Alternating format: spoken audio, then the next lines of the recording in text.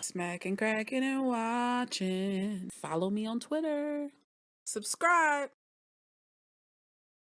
Room 104, Season 1, Episode 6. This episode's called Voyeurs.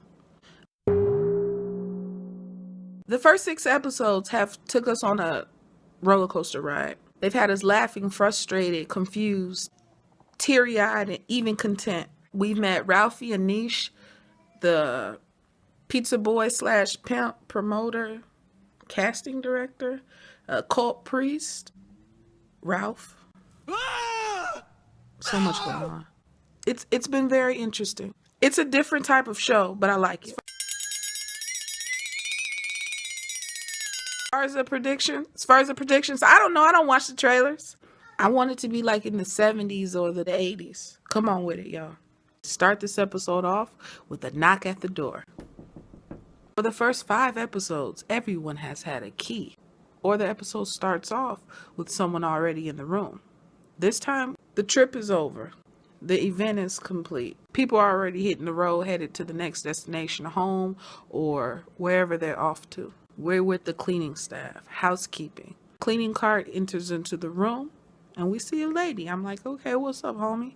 What you gonna do? 3 things. When my family travels, we typically travel with like garbage bags. I'm one of those people. We got Lysol wipes. We got spray of our own garbage bags. And when we're done, say for our anniversary, we went out of town. We brought friends and family along with us. We had a couple hotel rooms.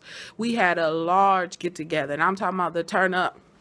The turn up was real. We trash bagged everything. We did not let anyone come in and spend their time. They gotta work. We get it. That's their gig to clean. But it's also not our gig to be slops and trifling. You know what I mean? So we bagged up our own stuff. Now, even if it's just my family, not family and friends, we still bag up our trash and we just leave it all tied up at the door. That room was messed up. I'm just saying. Like I said, you could say it's their job, but at some point you don't have to just be a complete pig. That's me bigging up the support staff. Me saying, look here. Now, this is me coming at them. I've put the little sign at the door saying, do not enter, don't come in. I think my husband had went to go get something to eat, and I'm chilling in the room, feet up on the bed, and I hear somebody jingling at the door, and I'm like, okay, so we just not gonna knock? Jingling at the door. Okay, so we just gonna enter. She walk in, and I'm sitting on the bed, and I'm like, all right, what's good? And she's startled to see me. I said, you didn't see the thing on the door? And she was like, oh, I'm sorry. I thought everybody left. See, disregard. That's my beef. Don't disregard what people give. Now, my third and final beef with housekeeping. Some of y'all be taking, some of y'all steal. Somebody went on a trip somewhere and something's missing when they came back. And it always comes back to housekeeping. Now, let's get into this episode, y'all. I believe our only connection we've had with the hotel staff has been over the phone and something about a towel. I think the lady dropped off some towels at the door, right? And that might have been the episode with the guy who had I knew you were dead, or I knew you weren't dead. Something. I think it was that episode. Anyway, we get inside of this room and she's looking like, God dang, I gotta clean this mess up. Putting on the gloves. She got her gloves on. We see wine, trash, old Chinese food. I'm sure the scariest point for anybody who's got to clean up is when you got to go under the bed. But she freaked me out when she went under the bed, y'all. You know why? Hair was just all on the floor. I said, is that what we're doing? Is that what this is about? In the words of Wesley Snipes, is that what this is about? Put all of her inches all over the floor. And I'm like, ew, girl, don't you know what could have dropped on that floor? Like I said, wine, tissue, food, stockings. She ends up finding some lipstick. To be exact, butter, rose lipstick. Zooms in on her mouth, zooms in on her lips. She almost crossed the line. She has some restraint, put it back. She ends up seeing a business card that says David Anderson. Who is David? Who's David? Is this the voice on the phone, y'all? Is he the one calling? We see the wine again. Cigarettes, cake. In the cigarette tray, I'm not a smoker, but it looks as if a male and a female, I'm assuming, were smoking.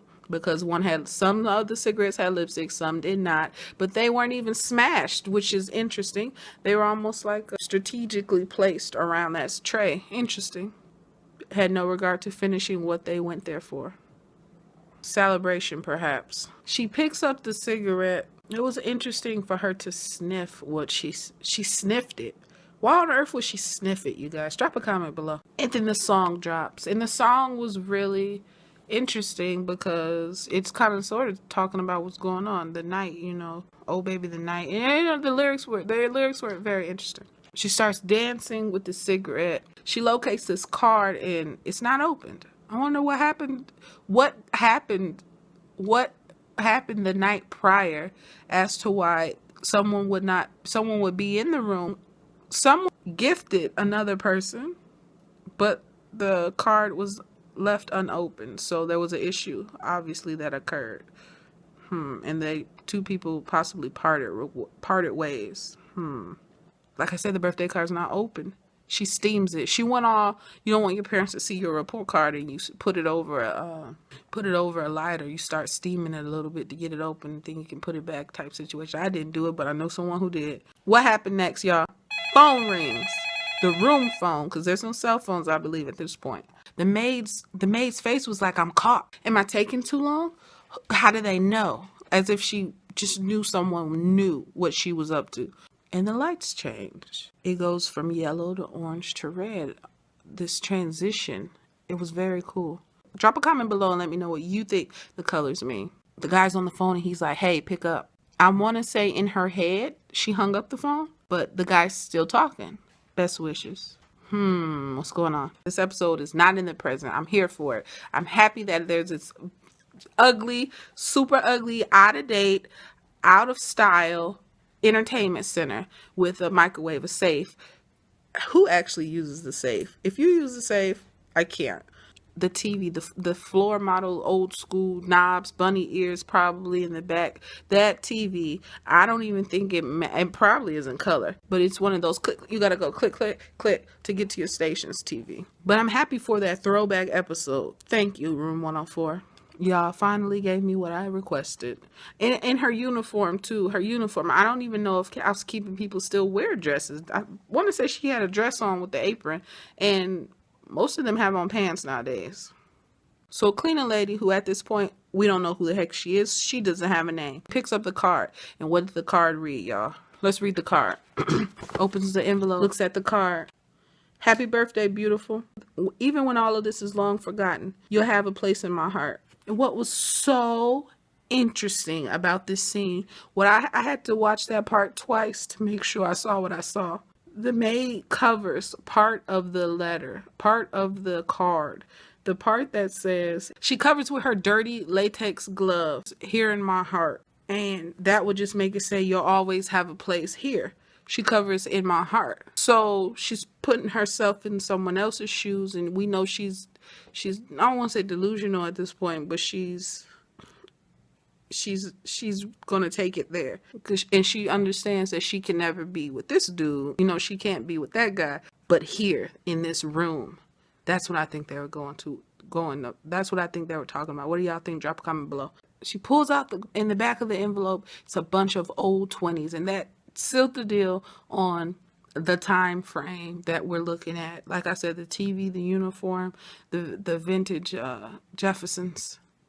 Give it to us, Room 104. All of a sudden, while she's counting this money, behind her is Miss Sultry dress. Miss Sultry red dress is rumbling in the covers. And I'm like, who is that in the covers? Is that you? Is that a younger version of you? Is that you before you had to take this job? What was your deal beforehand, Miss Cleaning Lady? So she ends up putting the money back that was in the envelope. Because why? The experience beats the hustle. She grabs this Walkman. She starts jamming out. But as she's placing the headphones on, the person who's on the bed, red in the bed, is like awakened. And she's doing the head movements. The free version of herself is flipping her hair. The song is narrating and the moves are telling the story. So she's jamming and dancing. And now she puts the lipstick on. And the narrating is for us. It's cool because what the future is throwing, the past is catching. And the past is looking at her belly. Wouldn't that have to do with this baby name situation? So she's pregnant, or she was pregnant. She getting rid of the baby situation because they have that list, that paper, boy and girl names. So we see this newspaper clipping saying that David basically has got a new promotion, and we see her, red, behind him. We can only assume he's the one who wrote the card to her. Or did she write the card to him? What do y'all think? Drop a comment below. Either way, she's by his side. We have additions and promotions, family, expansion, this happy life possibility. Innocence versus experience. What's the difference? She fell off the bed with the cigarettes and the music began. It's crazy because she's rolled up, right? Wow. They confront each other. They help each other. Playing a silly game, and there's this tissue chaos. Then it's a green light. It's out of control, then it's exhaustion. Then I'm like, clean, mother effer, clean. It's like she's like, I gotta get back to what I need to be here to do. And then she's back out of it again. And she's like, look at yourself. Just drink it away with the wine. Eat the cake. You know you want it. Fight. You can't have what you want. It's not yours. Ha! I won. I got it. Nope. No, you don't. No, you don't. Finally. Unison. They're on the same page. Same vibe. This is an interpretation of life. Blue. So then they actually open the card. And she scratches it off with the blue ink pen. And she says, I'll give it all up to be with you. But it's too late at that point, right? It's too late, right? Her life turned out different, right? Drop a comment below.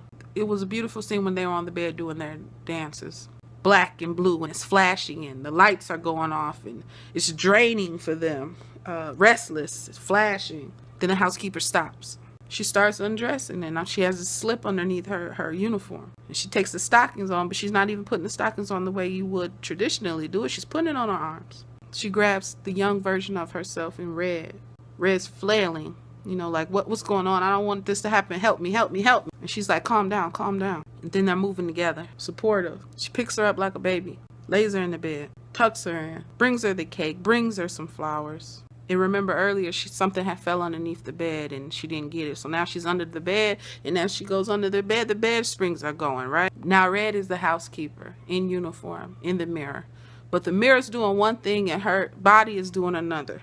And at that moment, I said to myself, that's that picture from the ad for room 104. That's it. That's the one with the girl, the person with the hair kind of like coming out of the restroom. That's it. So they made this, which was, I get it. I dig it. It wouldn't be little Ralphie in the corner, you know, for their like poster or whatnot, you know, their ad poster or whatnot. This one, I get it. I dig it. Good job, y'all. Tell me, drop a comment below if y'all caught that when you saw it. So red, the color changes to red. The phone rings. The lamps start blinking. The tissues pulled crazily. It's blue. Then we see a man riding in a suit, cuffs, you know, tie. Obviously, they went there to celebrate maybe that promotion and the baby, right? Obviously, she was pregnant, is pregnant. I don't know. They lay down. We see, to show that it's definitely the same person, we have a fresh tattoo. I think it was an infinity sign. Y'all drop a comment below. I'm not sure. And a faded tattoo. And red's the only one that's left. Great episode, y'all. Really, really good episode. I dig it. It was really nice. Wow. Powerful. Powerful. It beats the Knock and Do for sure. Because the Knock and Do y'all almost lost the series. If it was up to that thing would have got canceled. Y'all wouldn't have seen season 2. Knock and Do was horrible. Knock and Do deserve. I don't even know if I gave it a score. If I could give it a score now, I'd give it a 5. I was not feeling it, but this episode was great. With that said,